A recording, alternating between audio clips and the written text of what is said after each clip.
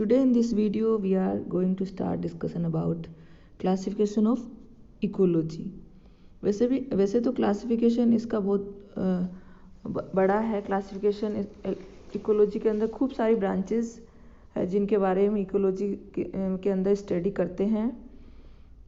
कुछ जो ब्रांचेज है उनके बारे में हम चर्चा करेंगे।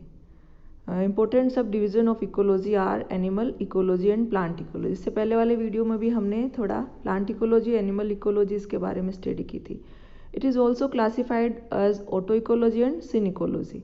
Auto ecology deals with the ecological study of one species और organism. Synecology deals with the ecological studies of communities और entire ecosystems.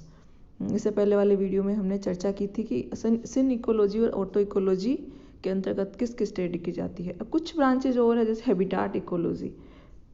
It deals with ecological study of different habitats on planet Earth and their effect on the organism living there. Habitat ecology के अंतर्गत विभिन्न type के organism के आवासों के बारे में स्टडी की जाती है। Community ecology it deals with the study of the local distribution of animal in various habitats. Also, it is related with the recognition and composition of community units and succession. इसके अंदर community ecology के अंतर्गत distribution of animals जो है different type के जो habitats है उनका डिस्ट्रीब्यूशन किस तरह से है, लोकल डिस्ट्रीब्यूशन किस तरह से है, उनका कंपोजिशन और रिकॉग्नाइजेशन के साथ में रिलेशन कैसा है और सक्सेशन में उसका किस तरह से इफेक्ट होता है, इसके बारे में कम्युनिटी इकोलॉजी में स्टडी की जाती है। पॉपुलेशन इकोलॉजी के अंतर्गत this is also known as demonology.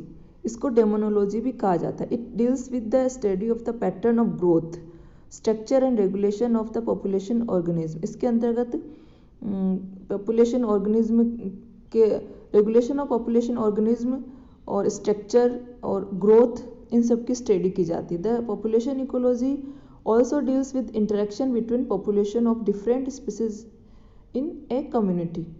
एक कम्युनिटी के अंदर जो डिफरेंट स्पीसीज होती है उनका एक दूसरे के बीच में इंटर रिलेशंस कैसा होता है उसकी पॉपुलेशन इकोलॉजी के अंतर्गत स्टडी की जाती है। इवोल्यूशनरी इकोलॉजी के अंतर्गत it is concern with the problems of निके सेग्रीगेशन एंड स्पीशिएशन, इसकी स्टडी की जाती है। निके सेग्रीगेशन और स्पीशिएशन की इसके अंतर्गत स्टडी की जाती है। Taxonomic ecology it is related with the ecology of different taxonomic groups of living organism.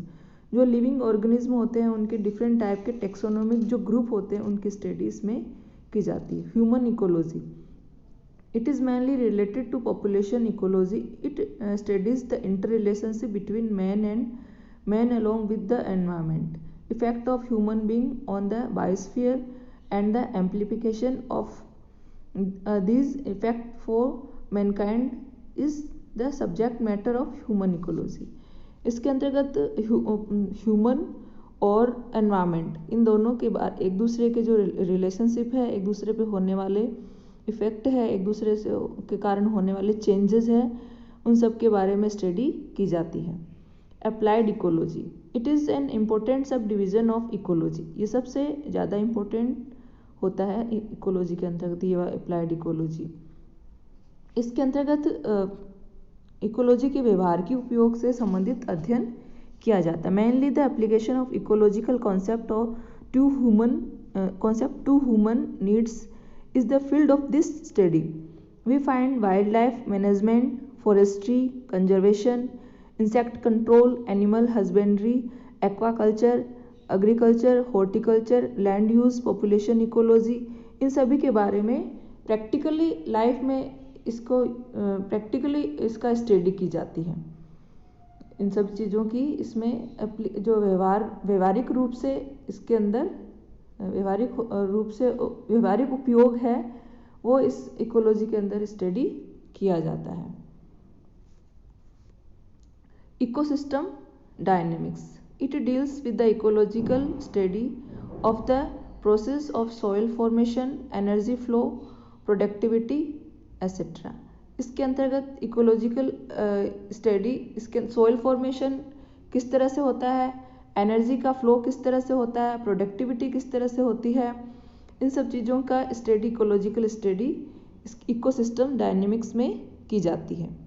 Production ecology, production ecology के अंतर्गत जीवों के द्वारा किए गए उत्पाद और उनका पर्यावरण पे होने वाला प्रभाव, इन सभी की स्टडी की जाती है। It examines the growth and net production of different ecosystem like fresh water, sea water, agriculture, horticulture आदि। And production ecology attempts for the effective management of the ecosystem so as to maximize the production। इसके अंदर जो gross और net production होता है different type के ecosystem से, उनके बारे में स्टडी की जाती है। ग्रोस और नेट प्रोडक्शन यानी प्रोडक्शन के अंदर क्या क्या प्रोडक्शन हुआ है, मैक्सिमम है, मिनिमम है, ये सभी अलग अलग टाइप के इकोसिस्टम से, fresh water, sea water, agriculture, horticulture, इन सभी से क्या क्या प्रोडक्शन हुआ है, तो इसके बारे में, प्रोडक्शन के बारे में, इस इकोलॉजी में प्रोडक्शन के बारे में चर्चा की जाती है।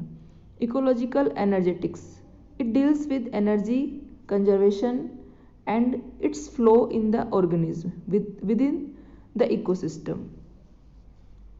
इसके अंतर्गत एनर्जी कंजर्वेशन और इसके फ्लो, ऑर्गेनिज्म के अंतर्गत एनर्जी कंजर्वेशन और फ्लो, इन सब की स्टडी इकोलॉजिकल एनर्जेटिक्स के अंतर्गत की जाती है। यानी जो एनर्जी का किस तरह से आगे से आगे एनर्जी किस तरह से आगे बढ़ रही है, एनर्जी कम हो रही है, एनर्जी का फ्लो कम हो रहा है, एनर्जी का फ्लो ज़्यादा हो रहा है, और ऑर्गेनिज्म पे किस तरह से उसका प्रभाव पड़ता है, इसका स्टडी इकोलॉजिकल एनर्जेटिक्स में की जाती है। फिजियोलॉजिकल इकोलॉजी, इकोफिजियोलॉजी भी कहते हैं इसको। The factor of environment have direct relation with the functional aspects of the organism. The ecophysiological deals with the survival of the population as a result of functional adjustment of organism with different ecological condition. इस तरह की जो ecology की शाखा है, इसके अंतर्गत environment से होने वाले डायरेक्ट जो रिलेशन है और फंक्शनल एस्पेक्ट्स है, ऑर्गेनिज्म पर होने वाले जो डायरेक्ट रिलेशन और फंक्शनल एस्पेक्ट्स है, उनके बारे में स्टडी की जाती है। The ecophysiology deals with the survival of the population as a result of functional adjustment of the organism with different type के जो इकोलॉजिकल कंडीशंस होती है, उनके ऊपर जो फंक्शनल रिजल्ट होते हैं, उनके बारे में स्टडी की जाती है। Chemical ecology, it is related with the adaptation of animal of preference of particular organism like insects to particular chemical substance। इस इकोलॉजी की शाखा के अंतर्गत केमिकल से रिलेटेड, केमिकल से होने वाले प्रभाव है और उसके दुष्प्रभाव है, इन सभी के बारे में स्टडी की जाती है। जैसे पर्टिकुलर, जैसे लाइक इंसेक्ट, और पर्टिकुलर इंसेक्ट के ऊपर हमने किसी तरह का कोई पर्टिकुलर केमिकल डाला, और किस माइक्रो ऑर्गेनिज्म को मारने के लिए किसी पर्टिकुलर हमने केमिकल डाला, तो उससे होने वाले जो प्रभाव है और उनके एडेप्टेशंस हैं एनिमल्स पर, उन सभी के बारे में इसके अंतर्गत स्टडी की जाती है। इकोलॉजिकल जेनेटिक्स, इकोलॉजिकल जेनेटिक्स, ये जेनेटिक्स शब्द है, इसमें आनुवंशिकी के अंतर्गत जो होने वाले प्रभाव है, उनके बारे में हम इसके अंदर जो ये शाखा है, इसके अंतर्गत स्टडी की। An ecological recognisation the kind of genetic plasticity in the case of every organism in any environment. Only those organisms that are supported by the environment can survive. Thus gynecology deals with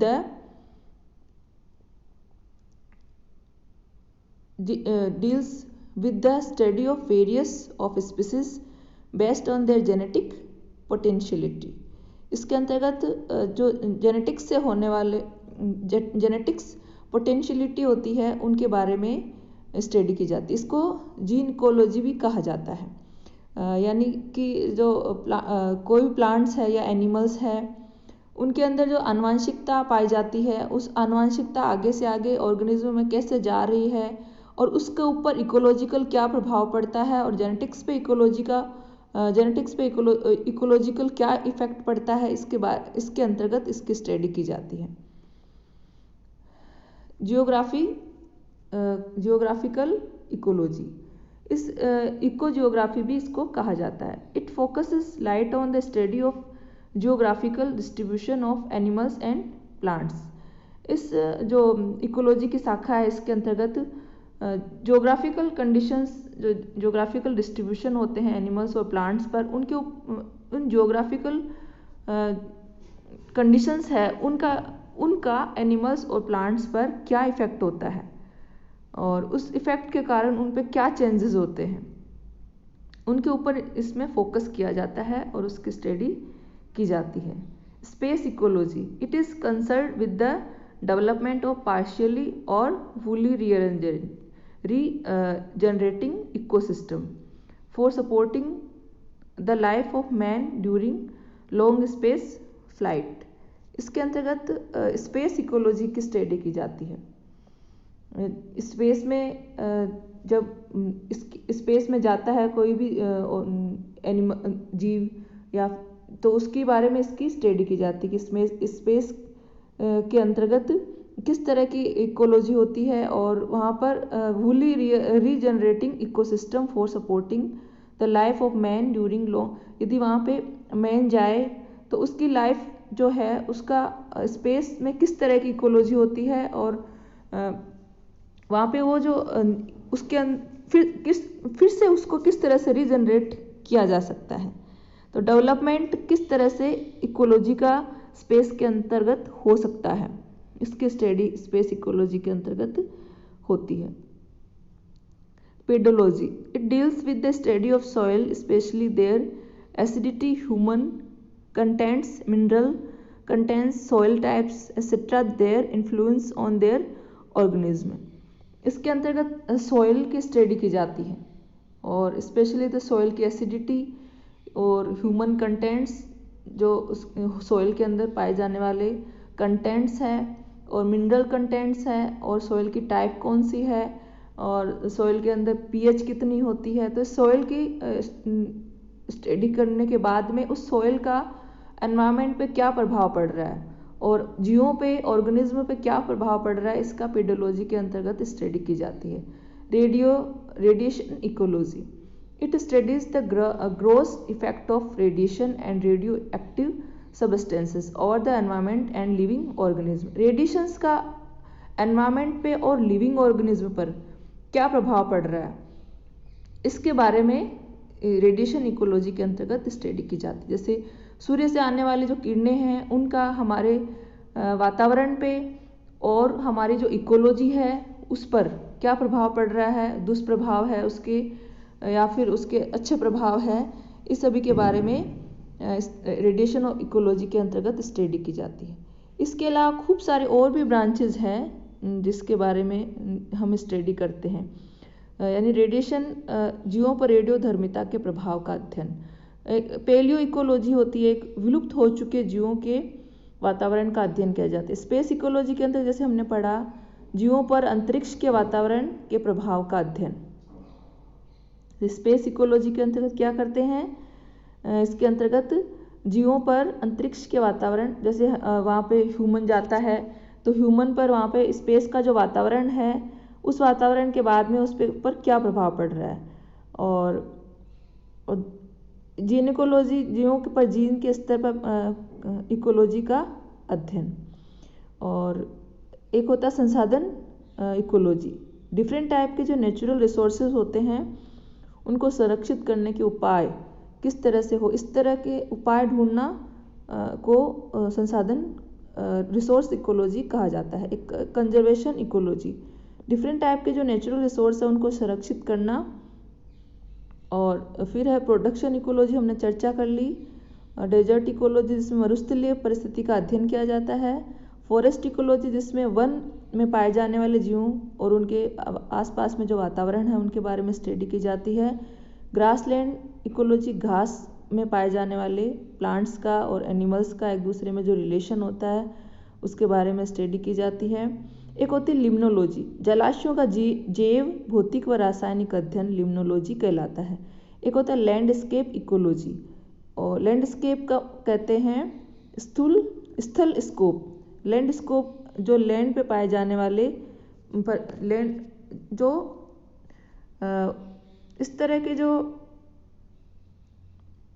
की landscape ecology के अंतर्गत स्थूलकोपों की परिस्थितियों का अध्ययन किया जाता है।